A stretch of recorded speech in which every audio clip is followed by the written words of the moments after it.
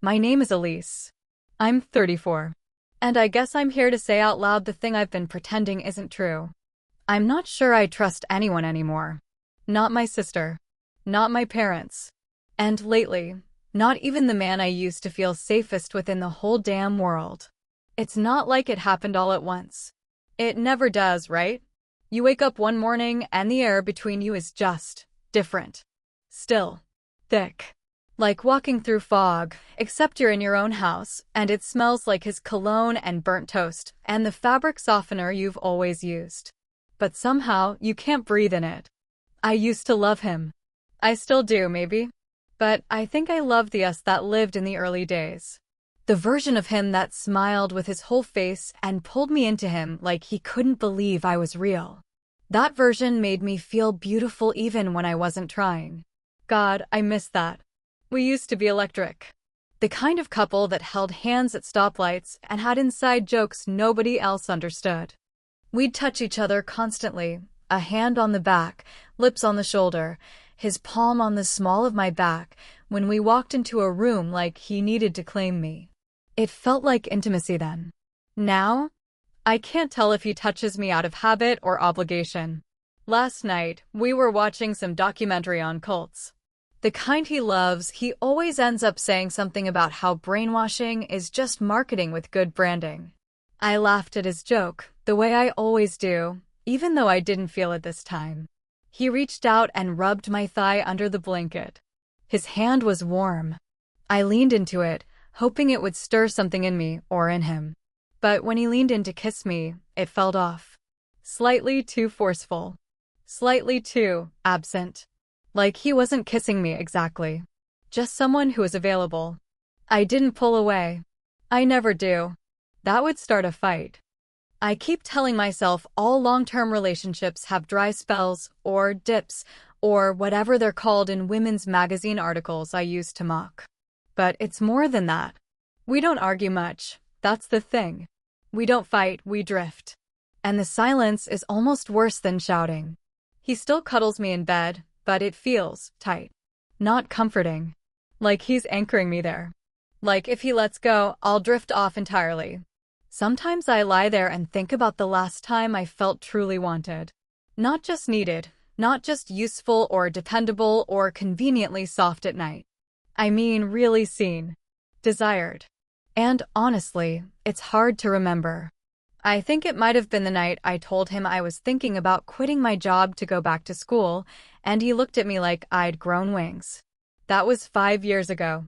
Now when I bring up anything outside the usual rhythm, dinner, work, bills, he gets this blank look, like he's buffering.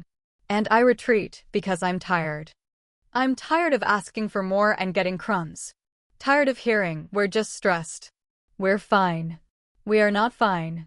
And I haven't even gotten to my sister. Or what she did. Or how my family pretended I was the one who needed help. But I'll get there. Because all of this, the quiet in our bedroom, the half-hearted kisses, the way I have to force myself to relax when he pulls me in, it started around the time I needed him most. When the floor was ripped out from under me, and I came home shaking and violated and needing him to hold me like he used to. He did hold me. But not like that. Not like I needed. He said all the right things, I'm here, I believe you, that's insane. But his arms felt stiff. His jaw was tense. I saw it in his eyes, that tiny flicker of doubt. That unspoken, are you sure she would do that to you? And once you see that flicker, you can't unsee it. You can't unfeel the chill that creeps in. The moment everything changed was a Tuesday. I'd come back from the police station, still shaking, still stunned, and I stood in our doorway, hoping he'd wrap me up in something real. Instead, he paused the game, set the controller down, and just said, "Is it true?" 3 words. That's all it took. Not, "Are you okay?" Not, "What the hell happened?" Just, "Is it true?" That was the moment. That was when I knew the man I loved might not be standing beside me anymore. And the worst part is, I'm still sleeping beside him. He says I'm pulling away. He's not wrong. But the way he says it, like I'm doing it to him, like it's something deliberate, makes it impossible to explain why. Or how. John is a paramedic. He's used to running toward chaos, fixing things quickly, then moving on. He's seen trauma in a way I never have: blood, accidents, mothers cradling children who won't wake up. And I used to admire that about him. I still do, in some ways. His calm under pressure. His ability to keep it together when everything's falling apart. But sometimes I wonder if that's exactly the problem. He's so used to emergencies, he doesn't know how to sit with pain he can't solve. Like mine. It was a Thursday morning when things cracked again, not dramatically, just the kind of small fracture that eventually splits the whole damn thing wide open. I was in the kitchen, trying to make coffee. My hands were shaking again. I don't even notice it until I spill something. This time it was almond milk, a fat splash across the counter. I cursed under my breath. John came in from the bedroom, shirtless, still damp from the shower, smelling like that mint soap I always used to steal from him when we first moved in together. "You okay?" he asked, wrapping his arms around me from behind. I nodded, stiffly. "Yeah, just tired." He kissed the back of my neck. It should have made me melt. It used to.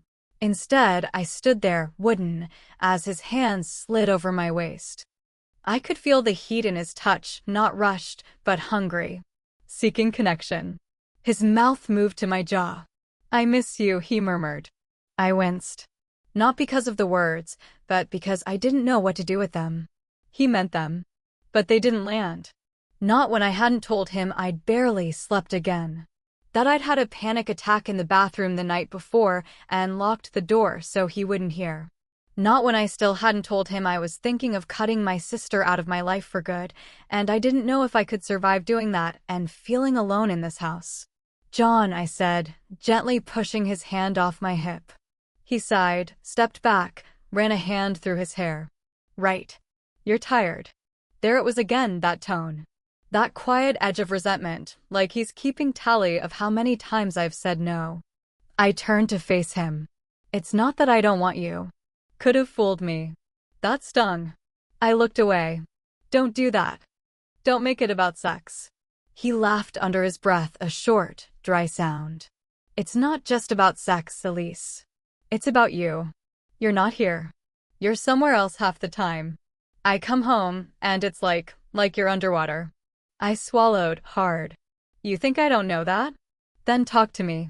Help me understand." I wanted to. God, I wanted to. But I didn't know where to start. That's the thing about being gaslit by your own family. It scrambles your sense of reality. When your sister plants a bag of pills in your nightstand because she's jealous of your so-called perfect life and your parents believe her, it shakes something in you. Something deep. Especially when your boyfriend, the man who used to kiss your scars like sacred places, hesitates even a second before he believes you. "I feel like I'm disappearing," I whispered. "Like I'm screaming in a soundproof room and no one can hear me." His face softened, just slightly. "I hear you." "No, you don't." I shook my head. "You touch me and hope I'll open up, but I need it the other way around. I need to feel safe again. I need you to sit with me in the mess, not just try to fix it with kisses and sex." He stepped closer, slower this time. Less heat, more caution. "I'm not good at this, Elise. You know that." "I know. But you're good at staying when things are hard. I just need you to stay in this with me. Even when it's quiet. Especially then." We stood there for a long moment. He looked at me like he wanted to say something else, something honest. Instead, he just nodded, pulled me into a hug. His arms wrapped around me like they always have. Familiar. Strong. But it still felt like something was missing. Not him. Not entirely. Me. I still hadn't come all the way back to myself. And until I did, we were just two people holding each other in the wreckage, waiting for the aftershock. It started happening in the smallest moments. A touch on the lower back that used to make me smile now felt like pressure. A kiss on the neck that once melted me now made me stiffen, like I was bracing for something I hadn't agreed to.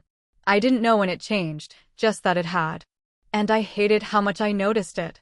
How I couldn't just be anymore. One night, maybe a week after our talk in the bedroom, John came home late from a double shift.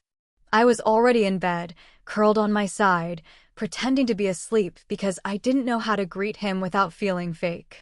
He slid in quietly behind me, the mattress dipping under his weight. His arm wrapped around my waist, his chest pressing against my back. It was a gentle thing. Sweet. The kind of thing I used to crave. But I couldn't breathe right. His hand moved to my stomach. He kissed the back of my shoulder. "I missed you today," he whispered. I swallowed hard. And then, I could feel him waiting for me to turn toward him.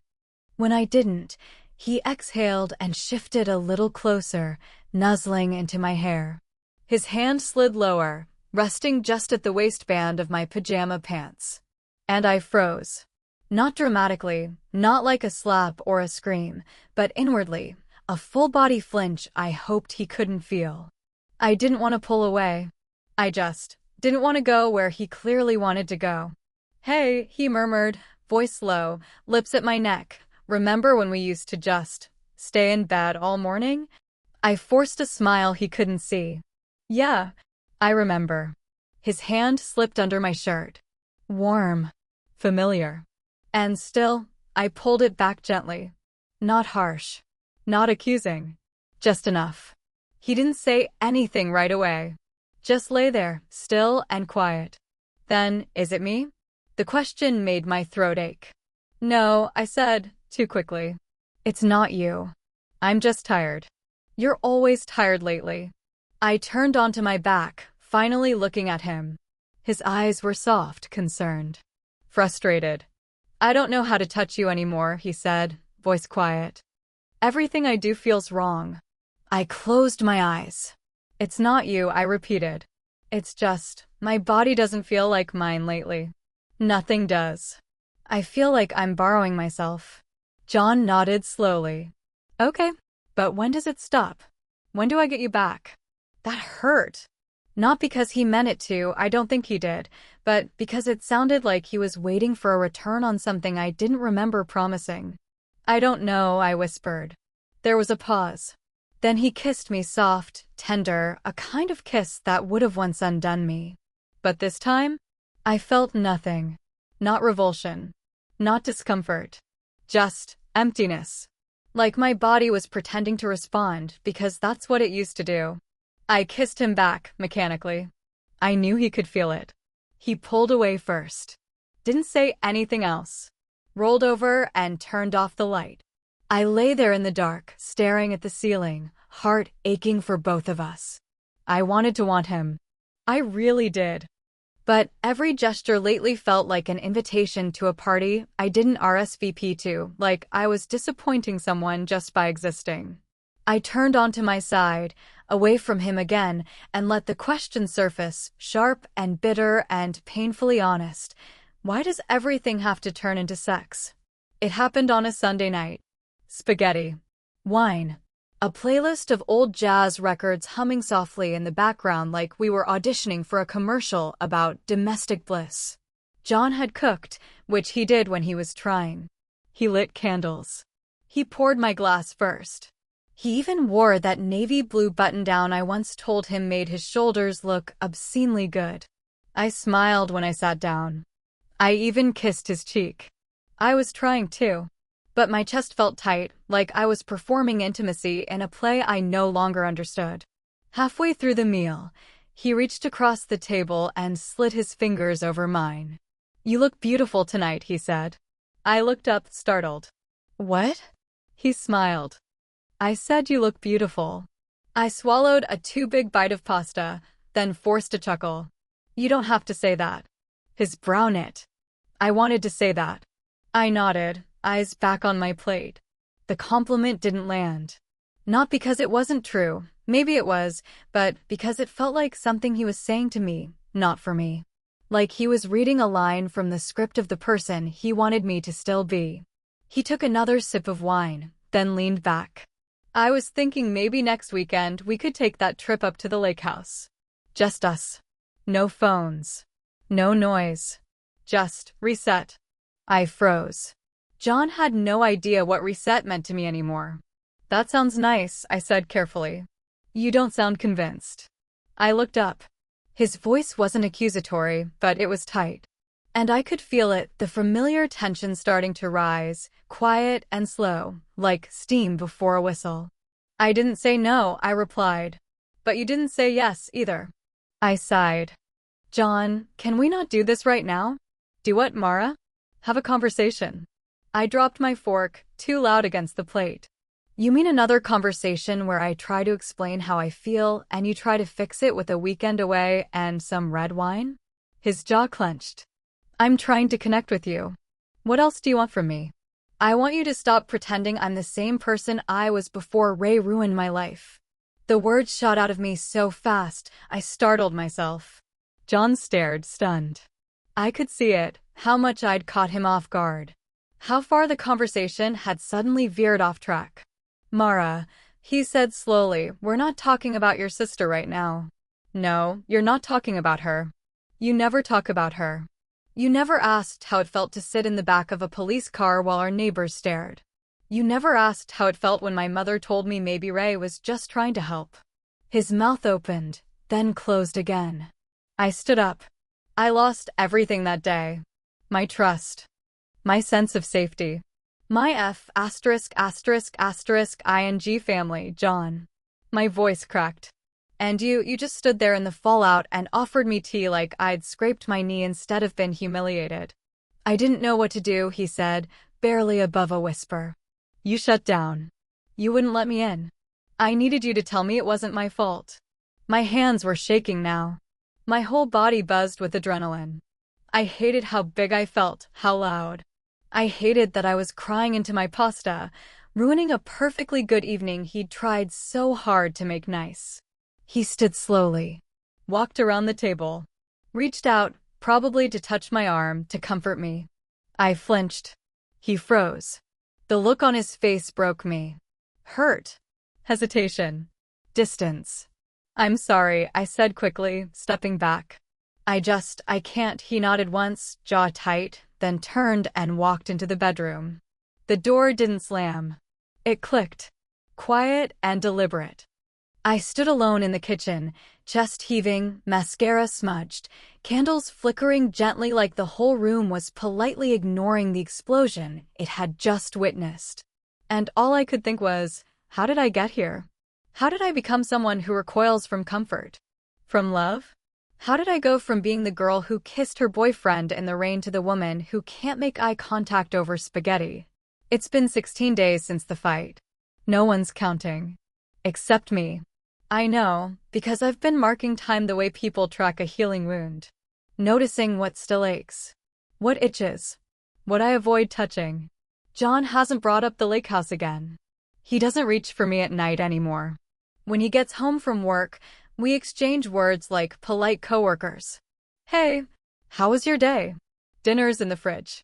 We sleep on opposite edges of the bed now. Sometimes, I wonder if we're both clinging to the same stupid hope that pretending to be okay long enough will somehow make it okay. But it's not. It's not okay. Last Friday, he came home with takeout from that Thai place I used to love. He didn't ask what I wanted, just ordered the usual. He even got the extra peanut sauce. I stared at the box like it was a love letter from someone who forgot how to say, I miss you, out loud. Thanks, I mumbled. Sure. He didn't look up from the couch. The silence stretched like taffy between us. I miss him. Not just his body or his voice, I miss the version of me that existed when we were still reaching for each other. I miss the safety I used to feel in his arms. I miss being able to laugh without hearing my own hollowness.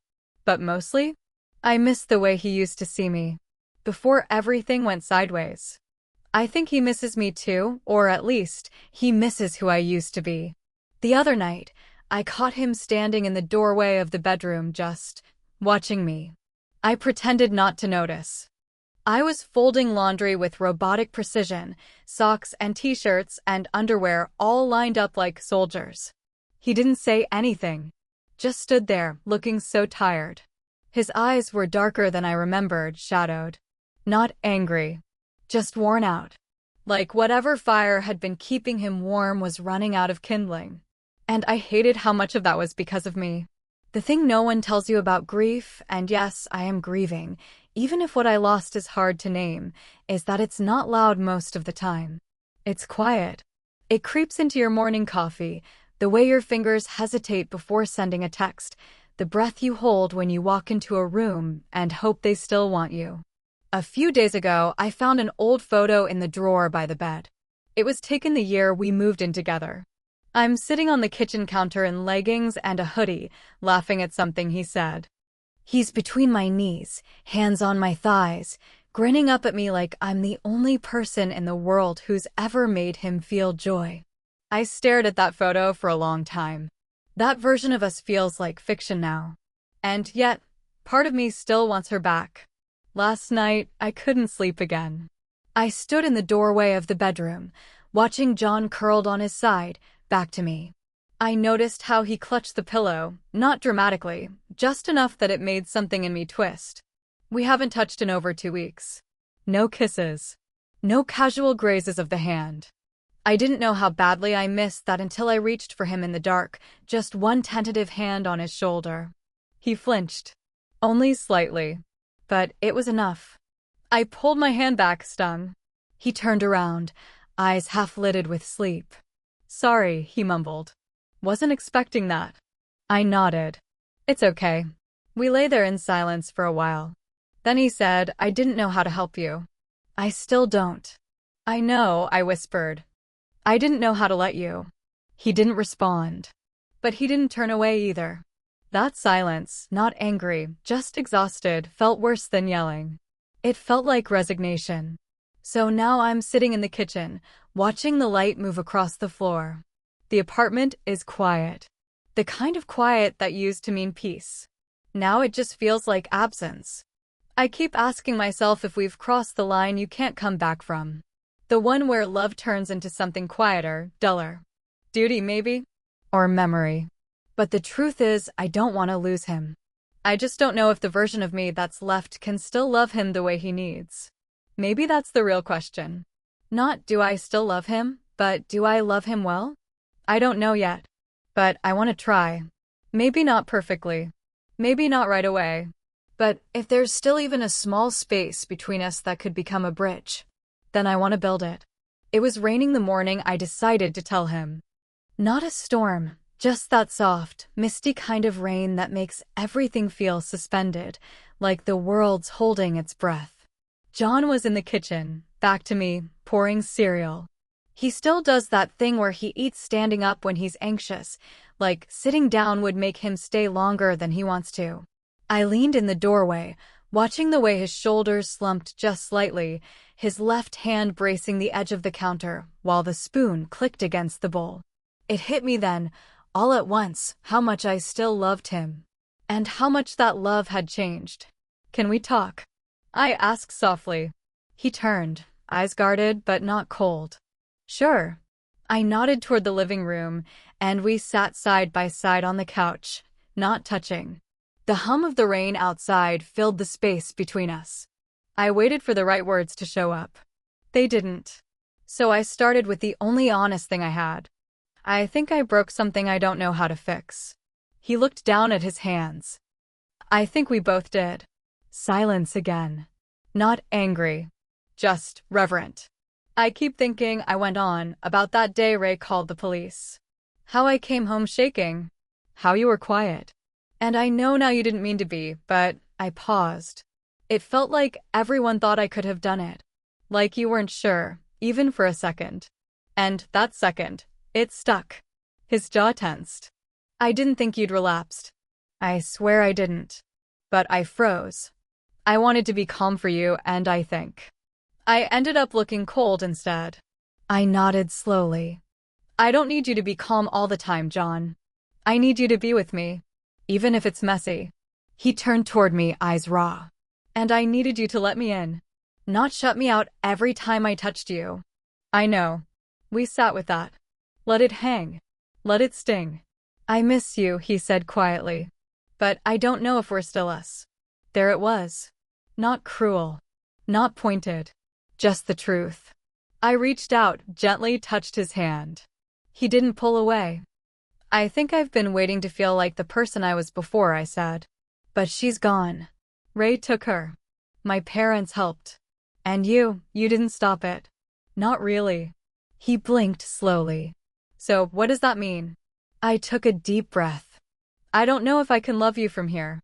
Not this version of me. Not when I'm still trying to rebuild my own sense of gravity. He closed his eyes, nodded once, like he already knew. Maybe he did. I still love you, I added. But I think I need to do it from a distance now. He didn't argue. Didn't beg. Just leaned forward, resting his elbows on his knees. He was quiet for a long time before he spoke again. Can I hug you? That broke me a little. The gentleness. The respect. The ache in his voice. Yes, I whispered. He turned, pulled me in. No urgency. No agenda. Just arms around me, warm and familiar. I buried my face into his shoulder and let myself cry. For us. For what we were. For what we didn't know how to save. After a minute, he kissed the top of my head. A single, careful kiss. The kind you give when you know it's probably the last one. That night, he slept on the couch. Not because we were angry, but because we both knew the bed had become something too tender to share now. In the morning, I packed a bag. Just enough to get me through a few weeks. He didn't stop me. He helped carry it to the door. We didn't promise anything. No someday. No dramatic declarations. Just the quiet understanding that love, real love, sometimes ends not with betrayal or fury, but with two people who tried and still couldn't meet in the same place. He hugged me again before I left. Held me longer than necessary. And I let him. Outside, the rain had stopped. The pavement glistened. Everything smelled like clean slate. And as I walked down the steps, my heart heavy and hollow and still somehow hopeful, I realized some heartbreaks aren't about losing someone. They're about finding your way back to yourself, even if it means walking away from the one who once felt like home. You know, people always tell you love is supposed to feel like coming home. But no one ever talks about what happens when home starts feeling like a place you no longer recognize. I used to think intimacy was about sex. About skin. About comfort. But I've learned that real intimacy, the kind that matters, starts where words fail. It's in the moments when someone sits beside your silence and doesn't try to fill it. When they don't ask you to perform happiness or put your brokenness into neat little sentences. I didn't know how much of myself I'd been shaving off just to keep the peace. I thought if I kept things small enough, if I smiled at dinner, folded the laundry, laughed at the right time, then maybe John wouldn't notice how hollow I'd become. But he did. He noticed. And the truth is, he was hurting too. That's what I didn't see until the very end. He wasn't the villain in our story. He just didn't know how to hold pain that didn't bleed out loud. He needed a problem he could fix. I needed someone to stand in the storm with me. And neither of us knew how to ask for that without making the other feel like a failure. I still love him. That didn't go away.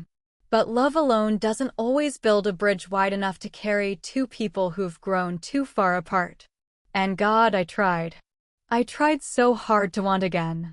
To want him. To want anything. But after what Ray did, after that moment in the police station, the look in my mother's eyes, the slow dissolve of trust, something inside me shifted. Like my sense of safety had been rewired. When the people who are supposed to protect you are the ones who betray you. Desire doesn't disappear. It just retreats. It hides under the skin, waiting to feel safe again. John kept reaching for my body when what I needed was for him to reach for me. And I didn't know how to say that. Not then. There's this moment I keep replaying. We were sitting on the couch, long after the fighting had quieted, after we both got tired of trying to prove we weren't the problem. He turned to me and said, "I don't know who you are anymore." And I remember thinking, neither do I. But here's what I know now. I'm not broken. I'm healing. And healing doesn't always look like reconnection. Sometimes it looks like goodbye.